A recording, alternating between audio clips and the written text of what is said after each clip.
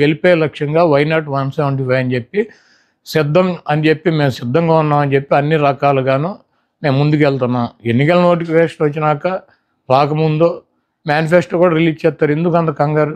తప్పకుండా జగన్మోహన్ రెడ్డి గారు ఒక మాట చెప్తే ఆ మాటకు కట్టుబడి ఉంటాడు. ఆయనకి విశ్వసనీయత ఉంది.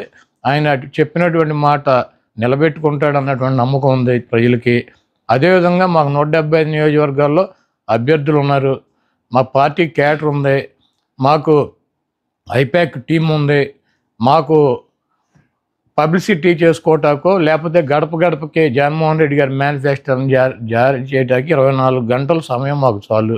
కాబట్టి మేనిఫెస్టో జగన్మోహన్ రెడ్డి గారు రిలీజ్ చేస్తారు. వెయిట్ చేయండి. చంద్రబాబు గారు సచివాలయాన్ని కూడా తాకట్టు పెట్టేశారని అంటున్నారు. ఈ రాష్ట్రంలో 4 లక్షల కోట్ల రూపాయలు అప్పులు ఉన్నాయి. దాంట్లో 2,50,000 కోట్ల రూపాయలు చంద్రబాబు నాయుడు చేశాడు. 4 లక్షల రూపాయల్లో 2,50,000 కోట్ల రూపాయలు జగన్మోహన్ రెడ్డి గారు చేసినటువంటి అప్పులు. ప్రభుత్వ ఆస్తులు తాకట్టు పెట్టకుండా బ్యాంకులో లోన్ ఇస్తారా? ప్రభుత్వ ఆస్తి తాకట్టు పెట్టకుండా బ్యాంకులో లోన్ ఇస్తాడా? పలానా తాకట్టు పెట్టాలి, పలానా తాకట్టు పెట్టకూడదు, పలానాది మార్టిగేజ్ చేయాలి, పలానా షూటీ చేయాలని ఏమన్నా డాక్టర్ బిఆర్ అంబేద్కర్ గారు రాజ్యాంగంలో రాశారా? సెక్రటేరియట్ ఏంటి చంద్రబాబు గారిదా? ప్రభుత్వాన్ని. ప్రభుత్వం డబ్బులు కావాల్సి వచ్చినప్పుడు, ప్రజలకు అవసరమైనప్పుడు, బ్యాంకుల్లో డబ్బులు కావాల్సి వచ్చినప్పుడు మార్టిగేజ్ చేస్తారు, తాకట్టు పెడతారు, మళ్ళీ డబ్బులు కడతారు, రిలీజ్ చేసుకుంటారు. సెక్రటేరియట్ అని ఇది బాబు గడి సొత్తా, చంద్రబాబు గడి బాబు గడి సొత్తా? ఇది తాకట్టు పెట్టారు, అది తాకట్టు పెట్టారంటే వీడు పెట్టినయే పెట్టాలా? కానీ చంద్రబాబు నాయుడు పెట్టినటువంటి ఆస్తులు తాకట్టు పెట్టాలి. రూల్ ఉందా? రాజ్యాంగంలో రాసి ఉందా? పలానా ఆస్తి పెట్టాలి, పలానా ఆస్తి పెట్టకూడదు. అది ప్రభుత్వం ఇష్టం.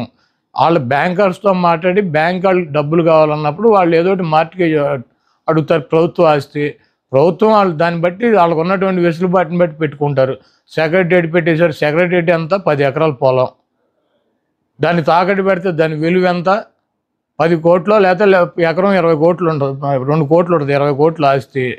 ఒక సచివాలయమే పెట్టారా? నువ్వేం పెట్టలేదా గతంలో? ఈ చంద్రబాబు నాయుడు అనేవాడు ఒక చిల్లర రాజకీయ నాయకుడు. ఆయన చేస్తే సంసారం, పక్కన వాళ్ళు చేస్తే వ్యభిచారం అని చెబుతాడు. కాబట్టి ఇటువంటి చంద్రబాబు లాంటి 420 మాటలు ప్రజలు పెద్ద పట్టించుకునే పరిస్థితులు లేరు. చంద్రబాబు నాయుడుకి అభ్యర్థులు ప్రకటించుకునేటువంటి పరిస్థితి లేదు. చంద్రబాబు నాయుడు అలయన్స్లో పక్కన వాళ్ళని నమ్మించేటువంటి పరిస్థితి లేదు. ఆ ఓట్ బ్యాంకు ట్రాన్స్ఫర్ అయ్యేటువంటి పరిస్థితి లేదు. నేను ఒకటే అడుగుతున్నా, చంద్రబాబుని సమాధానం చెప్పమానండి. 30 మంది పైన తన సామాజిక వర్గం 3% ఉన్న వాళ్ళకి 30 మంది కమ్మ వాళ్ళకి సీట్లు ఇచ్చాడు చంద్రబాబు నాయుడు. పవన్ కళ్యాణ్ అడ్డం పెట్టుకుని కాపులు ఓట్లు గంపగుత్తగా వేయించుకోవాలని ప్రయత్నం చేస్తున్నాడు.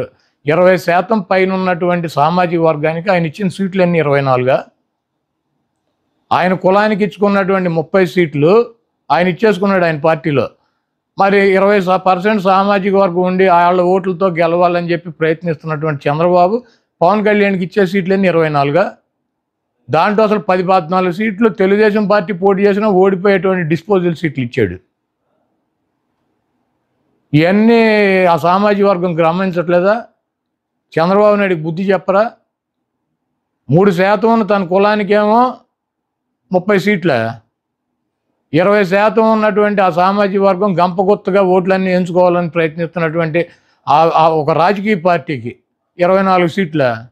ఇవ్వటానికి ఈయనకన్నా సిగ్గు ఉండాలి, తీసుకోవటానికి ఆయనకన్నా ఉండాలి. వీళ్ళిద్దరికి వెళ్ళినప్పుడు ఓటు వేయటానికి సిద్ధంగా ఉంటారా? ఈ ఓటు ట్రాన్స్ఫర్ అవుద్దా, ఆ ఓటు ట్రాన్స్ఫర్ అవుద్దా? మేమిద్దరం కలిసాము, మీ ఇద్దరు కలిస్తే జనసేన పెట్టింది రాజ్యాధికారం కోసం అని చెప్పాడు పవన్ కళ్యాణ్ గారు. ఎప్పుడు కమ్మ రెడ్డి వాళ్ళైనా అధికారంలో ఉండేది, ఎస్సీ ఎస్టీ బీసీ మైనార్టీ. ఇలాంటి మరిన్ని అప్డేట్స్ కోసం Day 24/7 న్యూస్ ఛానల్ని సబ్స్క్రైబ్ చేసుకోండి.